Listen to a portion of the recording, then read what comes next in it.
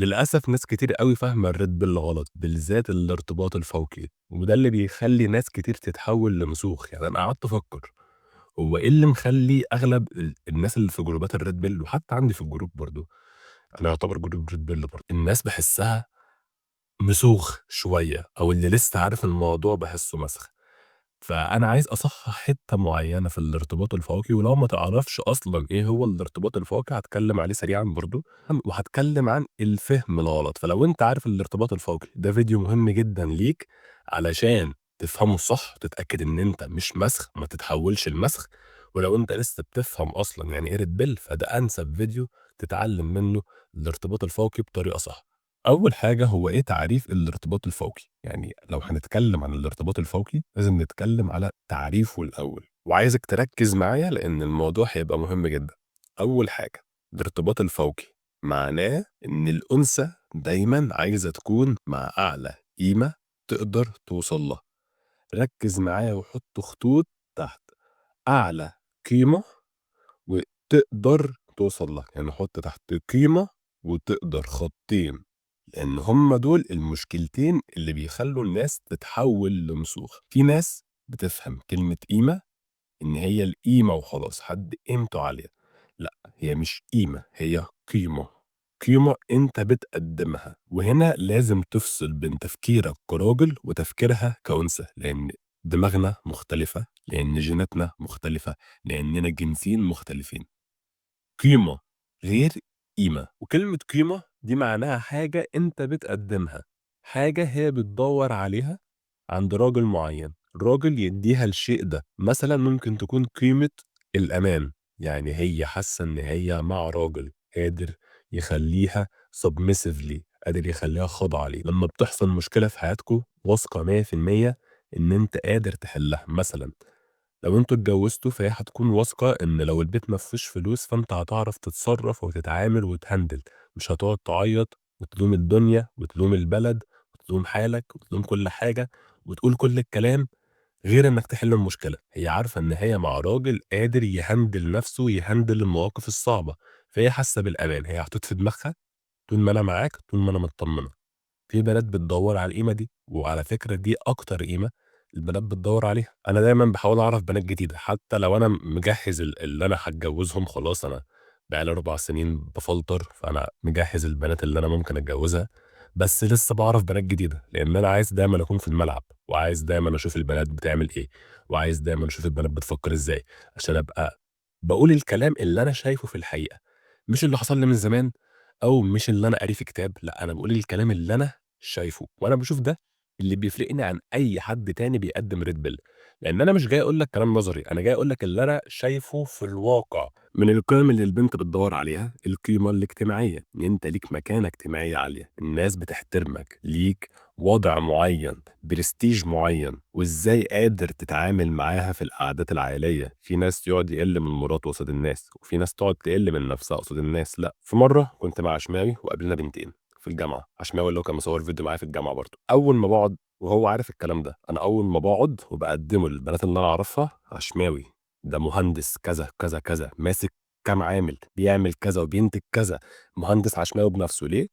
عشان أنا لمّا بارفع قيمة الناس اللي أنا معاها، بارفع من قيمتي أنا كمان. ما أنا أبقى قليل لو أنا باقعد مع ناس قليلة، فأنا بارفع من قيمته، بارفع من قيمتي. نفس الكلام برضه لو أنا قاعد مع مراتي ووسط العيلة، مش هاقل منها قصادهم، أنا عايز أرفع من قيمتها. ليه؟ لإن أنا متجوّز بنت قيمتها عالية، فأنا كمان قيمتي عالية، وبارفع من قيمة عيلتي قصادها، لإن أنا عيلتي قيمتها عالية، فأنا كمان قيمتي عالية، وهكذا. دي القيمة الاجتماعية، لازم تركّز فيها جدًا، لإن في بنات بتدوّر عليها، في بنات الارتباط الفوقي كلّه باتوقّف عليها، وفي بنات بتدوّر على القيمة الجنسية، إن أنت تكون كويس في السرير. في بنات بالنسبة لها ده رقم 1، قليلين شوية بس موجودين. لازم في الوقت ده تخلّيها معاك على طبيعتها الغريزية البحتة، مش تخلّيها معاك لسه بتحاول تحافظ على احترامها، بتحاول تكتم آهاتها، وتحاول تكتم وتمنع إن هي تقول لك هي بتحب إيه بالضبط. فأنت لازم تخلّيها دايمًا في الوقت ده على أكتر نسخة غريزية بحتة هي تقدر تكون عليها. في بنات تانية بتدوّر على الشكل، هو طبيعي إن أنت شكلك على الأقل يكون مقبول، مهتم بنظافتك الشخصية، لابس كويس، مهتم بجسمك، ده ليك أولًا وبيرفع من قيمتك ثانيًا. بس في بنات بالنسبة لها الشكل ده رقم 1، دول قليلين جدًا، وأنا ما قابلتهمش تقريبًا إلا قليل، وبيكونوا بنات نفسيًا وعقليًا مش أحسن حاجة، لإن مش دي طبيعة الأنثى. طبيعة الأنثى إن هي بتدوّر على راجل تحس معاه بالأمان، لإن دي غريزيًا، دي من أيام لمّا كنا عايشين في قبائل، أيام العصر الحجري. لازم راجل يقدر يحميها، لازم راجل يقدر يوفّر لها أكل، يحمي ولادها. الغريزة دي لسه موجودة، مع إننا يعني البنات تقدر تحمي نفسها بسبب المجتمع والقوانين، والوضع اتغيّر طبعًا. عايزة أكل هتنزل السوبر ماركت تجيب أكل، بس دي غريزة لسه موجودة. وفي بنات بتدوّر على قيمة الترفيه العقلي، بمعنى إن أنت مشاعرها هنا في ثانية، هنا في ثانية، بتضحك في ثانية، متوترة في ثانية، بتحبك في ثانية، بتكرهك في ثانية. هي معاك هتحس بكمية مشاعر ميكس كيميا في المخ عمرها ما حست بيه مع حد قبلك. ده الترفيه العقلي، ده اللي أنا بسميه الجيم، ده الطريقة، ده إن أنت تركبها المرجيحة. في بنات ما بتعشق القيمة دي، وأنا باشوف بنات ممكن تكون بتدوّر على قيمة الأمان، ممكن تكون بتدوّر على قيمة الفلوس. هاروح أنا أدّيها قيمة الترفيه العقلي، أعرّفها إن هي كانت محتاجة حاجة هي ما كانتش عارفة إن هي محتاجاها، جرّبت شعور عمرها ما هتلاقيه مع حد غيري. ممكن نقعد سنتين 3 ما نتكلمش، بس يوم ما هابعت لها يالّا ننزل، تقول لأ يالّا ننزل. ليه؟ لإن هي عارفة هتلاقي معايا، وعارفة إن اللي هتلاقيه معايا مش هتلاقيه مع أي حد غيري مهما دوّرت. وفي قِيَم تانية كتير، بس دي أكتر قِيَم منتشرة، وبنسبة 90% قيمة الشعور بالأمان هي اللي هتكون مسيطرة، وهي القيمة اللي أنت دايمًا هتلاقي البنت عايزاها، ولو قدرت تشبع ده هتقدر توصل ل90% من البنات. وكده كده أنت شغّال على الباقي، لإن الباقي مهم جدًا، لكن البنت بتدوّر على قيمة معيّنة، والقيمة دي بتكون أهم حاجة هي لازم تكون معاها. تعالَ نراجع التعريف تاني. الأنثى بتدوّر على أعلى قيمة. إحنا كده فهمنا معنى كلمة قيمة، إن هي قيمة معيّنة مش قيمة عمومًا، لأ، قيمة معيّنة. ليه أنا باتّك على الحتّة دي أوي؟ لإن أنا بالاقي ناس بتقول لي: "يا أحمد هيثم أنت جامد بس في أحمد عز أجمد منّك." طب ما أي بنت معاك هتروح له.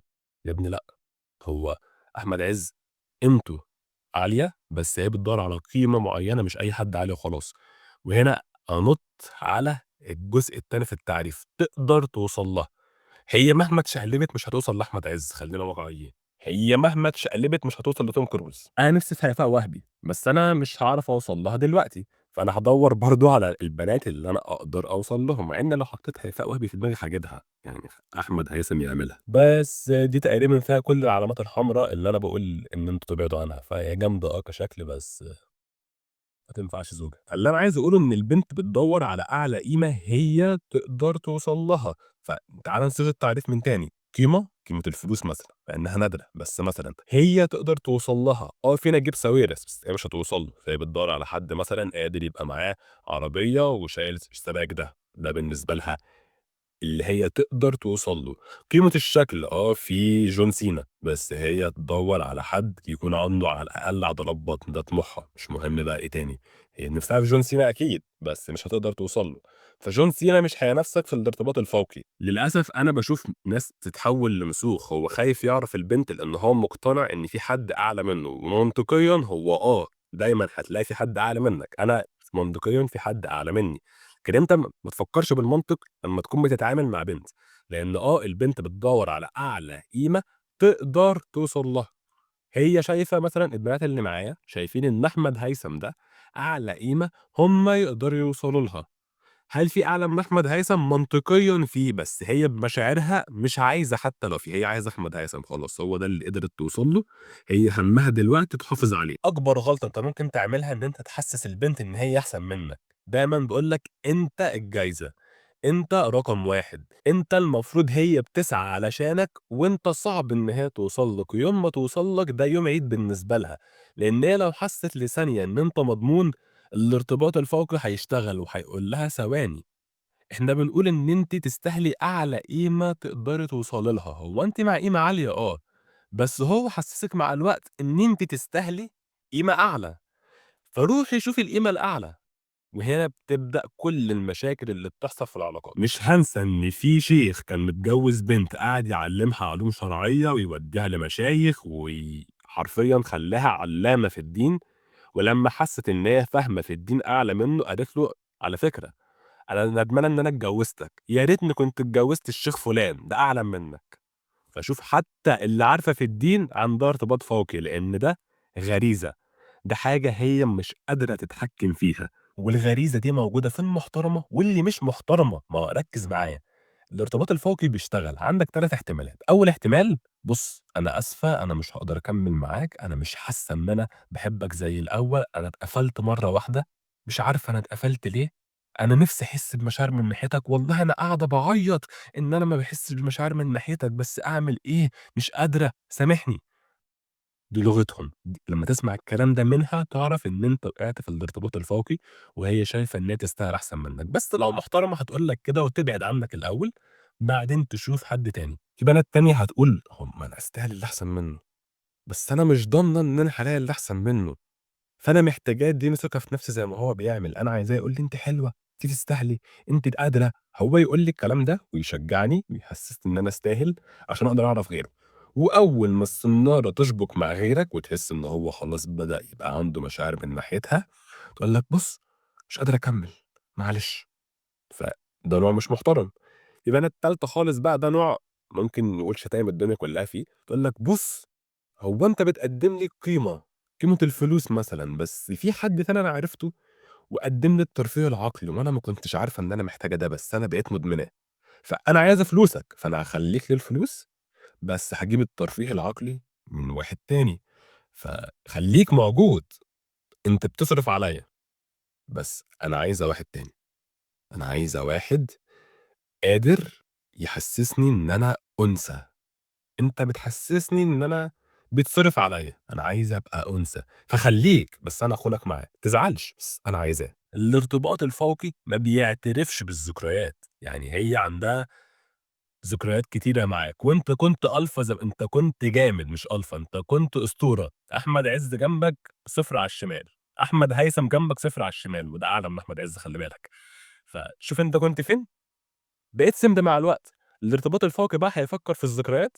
انسى، ما فيش، الارتباط الفوقي ما لوش دعوة بالذكريات، الارتباط الفوقي ليه دعوة باللحظة الراهنة اللي إحنا فيها دلوقتي، أنا عايز حد أنا باحاول أبسطه، أنا تعبت إن في حد بيحاول يبسطني، عايز أحس إن أنا باتعب عشان خاطر حد، ما هي المفروض تتعب عشانك، لو ما تعبتش عشانك تتعب لغيرك، هي الحياة ماشية كده، المُخ لو ما شغّلتوش يشغل نَفْسه بحاجة، باين هي بتدوّر على قيمة معيّنة ما لقيتهاش هنا، لقيتها هنا، شكرًا. كنت بتقدّمها زمان بطّلت تقدّمها، شكرًا. الارتباط الفوقي لا يعترف بالذكريات. الارتباط الفوقي ده لو أسوأ عدو ليك مش هيعاملك بالطريقة اللي هو بيعاملك بيها. أسوأ عدو ليك لو شافك في الأرض بعد ما أنت كنت بتحارب بطريقة محترمة، يرفع لك القبعة ويقول لك أنت تستاهل إن أنا أحترمك. لو أنا أقدر أقضي عليك دلوقتي لأ، هادّيك فرصة عشان أنا استمتعت بالقتال معاك. بتحصل، دي الرجالة مع بعض. إنما الارتباط الفوقي ما عندوش الكلام ده، شافتك في الأرض هتدوس على وشّك. ليه؟ لإن هي مش عايزاك تكون في الأرض، ما أنت حُط نفْسك مكانها، هي اختبرتك في الأول، أنت نجحت في اختباراتها، لقيتك بتقدّم القيمة اللي هي هتموت فيها، شكرًا، أنت أحسن راجل، أنا هادّيك شبابي، هادّيك جمالي، هادّيك قيمتي الاجتماعية، هاكون بِكر، هابقى مش بِكر معاك، هاكون ما عنديش ولاد، هاخلّف ولاد منّك، أنا استثمرت فيك بما فيه الكفاية، أنا ادّيتك كل حاجة أقدر أدّيها لك، عايزاك بس تكون تفضل تقدّم القيمة اللي أنت بتقدّمها لي، كنت بتحسّسني بالأمان، خلّيك محسّسني بالأمان، كنت حاباك عشان شكلك، خلّي شكلك حلو، كنت حاباك عشان فلوسك، خلّيك معاك فلوس، كنت حاباك عشان كذا، خلّيك معاك كذا. ده الارتباط الفوقي بكل بساطة. خلّيني دايمًا عايزاك، ما تقفلنيش منّك، وما تحسسنيش إن أنا أستقل اللي أحسن منّك، الموضوع بسيط. طَب أنت هتعمل كده؟ هي من جواها أنا اتخدعت فيك، بقى أنا كنت أستاهل الأحسن وأنت ما تطلعش الأحسن؟ بقى أنا كنت أستاهل راجل معيّن وأنت ما طلعتش الراجل ده؟ يعني أنت غفّلتني؟ يعني هو أنت كنت fake؟ يعني أنت في الأول أول ما عرفتك ما كنتش بتتقمص وكنت بتهزر وبتنكشني، لمّا اتجوّزنا بقيت قموصة، يعني أنت كنت بتمثّل الهزار ده عليّا؟ يعني ده مش شخصيتك الحقيقية؟ يعني أنا ادّيتك كل حاجة، اديتك كل حاجة حرفيًا عشان تطلع fake في الآخر، فهي بالنسبة لها اتضحك عليها واتضحك عليها واتغفّلت، فالارتباط الفوقي هنا بيتحوّل لكراهية، هي كانت شايفاك قيمة عالية جدًا، بقيت قيمة قليلة جدًا، شكرًا. أعرف واحد كان قعد سَنة كاملة ألفا، برنس، بيتعامل معاها معاملة أسد، بعدين في مرّة ما أعرفش إيه اللي حصل له، بس هو كان عنده ضغط عصبي جامد جدًا، فراح قعد يعيّط قدّامها. منين أنت الشخص اللي محسسها بالأمان ده كله، منين بتعيّط قدّامها؟ شكرًا، اتقفلت منه، بتكرهه، البنت دي دلوقتي بتحاول تدمّره بكل الطرق، حصل طلاق، رفع قضايا، حياته اتدمّرت، ليه؟ خسر الارتباط الفوقي. وعلى فكرة الارتباط الفوقي مع إنه ما عندوش رحمة، بس حلو ليك، أنت دايمًا بتكون مُجبر إن أنت تكون أعلى قيمة أنت تقدر تكون عليها، وده هيبقى مع الوقت لنَفْسك مش للبنت، لإن أنت صدّقني هتستفاد لمّا تكون قيمتك عالية دايمًا، فمش محتاج أشرح لك الفوايد إيه، بس في نفس الوقت هتبقى متوقّع إيه من البنت، هتبقى عارف إن الحُب الأفلاطوني مش موجود، هي بتحب القيمة اللي أنت بتقدر تقدّمها وحُبّها ليك متوقّف على نوع القيمة دي، زي شركة بالضبط، شغّال في شركة، KPIs مضبوطة، أنت موجود، الKPIs وقعت، أنت برّه. الارتباط الفوقي صعب، الارتباط الفوقي قاسي، لكن ما يخلّكش مسخ، لازم تكون فاهمه صح، استغلّه لصالحك، ما تستغلّوش إن أنت تحُط فشلك مع البنات أكِن ده شماعة ليه، فالارتباط الفوقي في صالحك، استغلّه إن أنت تفهم طبيعة الأنثى صح، وإن أنت تقدر تتعامل معاها صح، وتقدر تحافظ على علاقتك بيها، لإن أنت فهمت دلوقتي إيه اللي يخلّيها مكمّلة معاك، وإيه اللي مخلّيها تتقفل منّك، فاستغلّه عشان تنجّح علاقتك. هو أنا باشرح الكلام ده عشان تكره البنات؟ أنا عندي بنات كتير جدًا أعرفها وناوي أتجوّز قريب إن شاء الله، أنا مش خايف من الارتباط الفوقي، أنا عارف الrisk اللي أنا هاخده وواعي بمخاطره وحاسب أنا هاتصرّف إزاي وخلاص. لو أنت داخل حرب وعارف اللي قدّامك وعارف نَفْسك 100% كسبان، فأنا عارف نَفْسي وعارف اللي قدّامي. طب لو داخل حرب وعارف نَفْسك بس مش اللي قدّامك 50-50، لو داخل حرب وعارف اللي قدّامك ومش عارف نَفْسك 50-50، طب لو داخل حرب ولا عارف نَفْسك ولا عارف اللي قدّامك 100% خسران. فأنا باستغل الارتباط الفوقي لصالحي، باعرف البنت محتاجة قيمة إيه، باقدّم لها القيمة دي، سيطرت عليها، شكرًا، الموضوع خلص. عارف إن هي هتتأكد من القيمة دي بالاختبارات، يا سلام! اختبريني، أحلى shit test أعدّي فيه.